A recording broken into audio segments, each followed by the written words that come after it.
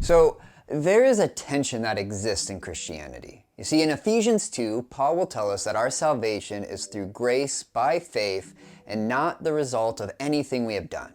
Yet in James 2, James will tell us that faith without works is dead. In other words, if we are saved by grace, where do works fit in? Yet, this isn't a New Testament problem. We actually find this all the way back in Exodus 31:13, which says, "Tell the Israelites, you must observe my Sabbaths, for it is a sign between me and you throughout your generations, so that you will know that I am YHWH Makkodishkem." YHWH Makkodishkem translates to Yahweh, the one who consecrates y'all. Now, I feel compelled to add in right here that this is not a name of God. That would be like saying that if I said, "I'm Shelby, the one who made this video," and suddenly people said that was my entire name. Like, that would be ridiculous. I mean, how would I even fit that on a business card? Do people use business cards anymore? Am I just old now? Of course, if you would like to change your name so that it now ends with "subscribe to Shelby's YouTube channel," you can do that easily by clicking the subscribe button down below. Now, instead, we should see this not as a name, but as something that describes what Yahweh does. It is Yahweh who consecrates the Israelites. Also, this is a participle, which, if you remember from when I talked about Yahweh Roi, has the sense of a continuous action. Yahweh is the one who continually consecrates y'all. This presents a question. What does it mean to be consecrated? Well, the simplest idea is to set something apart for a specific religious purpose. Like a building, like a temple, can be consecrated. A person, like a priest, can be consecrated. And even a day, like the Sabbath, can be consecrated. Yet, what should stand out in this verse is not what Yahweh is doing, but who he is doing it to, the entire people of Israel. I point this out because Israel was originally supposed to be the people that would bring the rest of the nations back to God. They were going to be a kingdom of priests. This is why most of the passages where it talks about the future day of the Lord, it describes all the nations coming to Israel to join in worshiping Yahweh.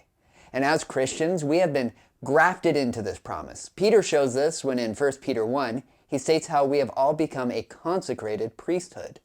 We are given this privilege not by something we have done, but by the one who consecrates us.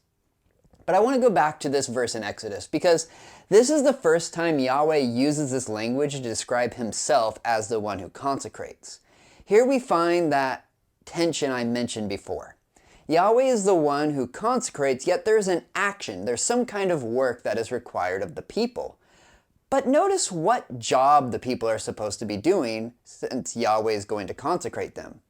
Keeping the Sabbath. Which you should be wondering, well, how do you keep the Sabbath?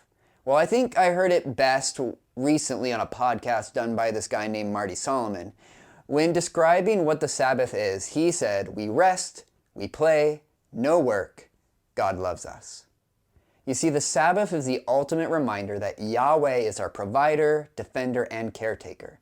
It forces us to set aside all the tasks and worries we feel like we need to be focusing on and trust that God's got it all under control.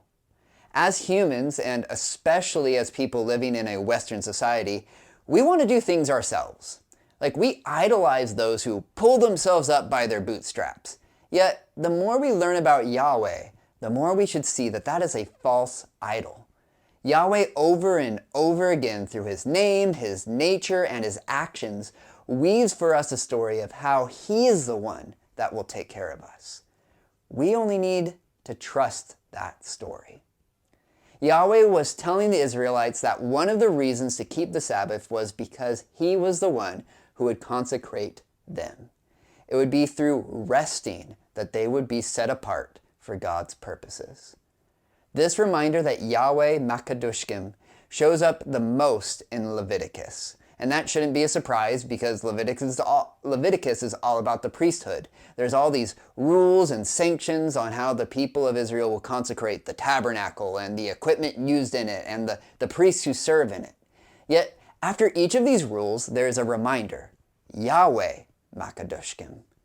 Ultimately, it isn't these ceremonies and rituals that consecrate them. It is Yahweh. Today, we need to evaluate if we are trying to consecrate ourselves. Like, we put a lot of pressure on ourselves to make sure that we have quiet times and Bible studies and prayer sessions and small groups and everything else we try to pursue in making ourselves better Christians by our own power. If only we do more, then we will be more like Christ is a mindset I know that I have had too often. Yet, it is impossible to live up to these expectations, and when I fail, I end up feeling guilty that I'm not good enough. I feel farther from God and not closer. If we can learn to trust the story, we will realize what it really meant when Jesus told us his yoke is light. Because we will stop trying to consecrate ourselves, and instead, through resting in Yahweh, we will recognize that he is the one who consecrates us. Thanks for watching, and I'll see you next time.